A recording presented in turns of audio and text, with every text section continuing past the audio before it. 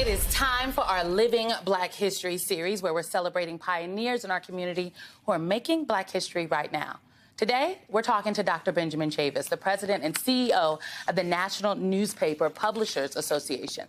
As a high school student, Dr. Chavis became a statewide youth coordinator for the Southern Christian Leadership Conference and Dr. Martin Luther King Jr. In the 70s, while working to desegregate schools in Wilmington, North Carolina, Dr. Chavis was unjustly tried and convicted of arson as a leader of what was widely known as the Wilmington 10. He was handed a 34-year prison sentence, and after serving years behind bars, was released on the grounds of prosecutorial misconduct. But he did not let this deter him. His activism work was just getting started. He went on to coin the term environmental racism, serve as the executive director and CEO of the NAACP, and help organize the Million Man March. And get this, he is also a hip-hop guru. He's got hip-hop ties. Dr. Chavis is the president and CEO of the Hip Hop Summit Action Network and has been critical in the mobilization of members within the hip-hop community for marches and voter outreach efforts. Dr. Benjamin Chavis is here with us now. Dr. Chavis, thank you so much for joining us. I mean, I could go down the list of the fast facts about you. Something folks also might not know is you played the pastor in Belly, on the movie Belly. Talk to me about Hip Hop Classic. Talk to me about your work, your activism work as it relates to the hip hop community. Well, you know, my whole life has been in the civil rights movement. So when hip hop first emerged in the South Bronx in the early 80s, I wanted to build a bridge between civil rights and hip hop.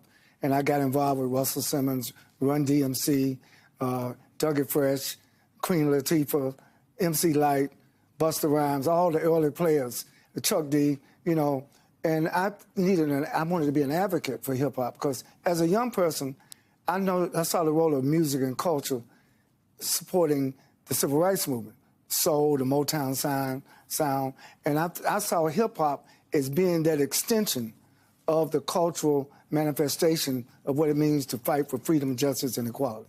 I still am a strong advocate of hip-hop today, which is global now. It is global, and it's a part of the culture. You corresponded with the great late Nelson Mandela. We both were political prisoners in the 1970s. And so you built a friendship. A real friendship, and then my greatest joy was introducing Nelson Mandela to the NAACP National Convention in 1993 in Indianapolis. He gave an address. I was so pleased to have him come all the way from South Africa. This is a year before he was elected as president of South Africa, and we were lifelong friends, a close comrade in the struggle for freedom and justice in Africa and America and throughout the world. Dr. Chavis, I really feel like you have lived like 3 different lives and you are not done yet.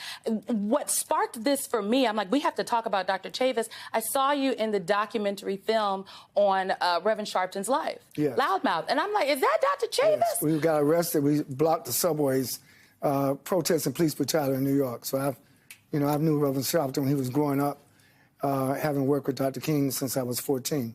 But yes, you know, the civil rights movement, unfortunately, Simone, is not as large as you think.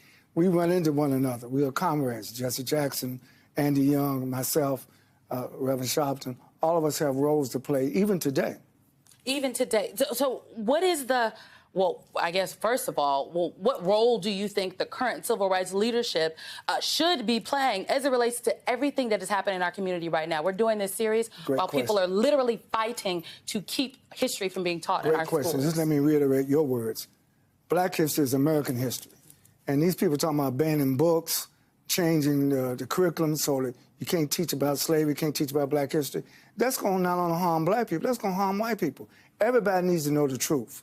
The Bible says the truth will set you free. So this is no time. Then to answer your question, we need the civil rights movement more in 2023 than we did in 1963. 63, that's when Dr. King gave his March on Washington, I Have a Dream speech. So this year marks 60 years. Look how far. I think we've come a long way, Simone, but we still have a long ways to go.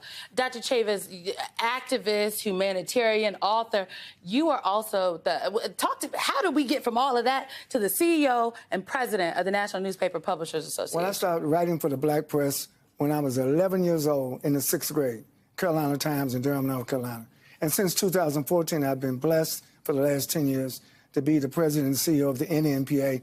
And your mother, Terry Sanders, publishes the Omaha Star, one of our historic black newspapers. So I'm proud of the black press. And the black press is the trusted voice. You know, Simone, we're in this social media age where there's a whole lot of misinformation out there versus information and media. I'm so proud that this year, 2023, marks the 196th anniversary of the Black Press of America.